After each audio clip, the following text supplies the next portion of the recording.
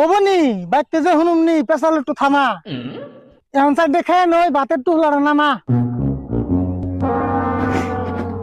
আর তবে যদি কোটা চিরা মুড়ে আনতা তাহলে কি আর রোদের মধ্যে না খেয়ে কামতা? ক্ষেতের কামে যা যা লাগে সবই আমি আনছি, আর তুই কোনে দেখলি আমি না খেয়ে কানছি?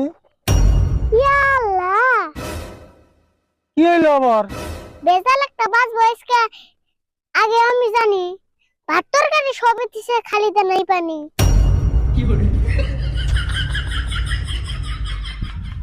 পানি আমি আইনে তুই আমি কইতে যদি আগে খাওয়ার আগে যে পানি নাই কষে কেমনটা লাগে।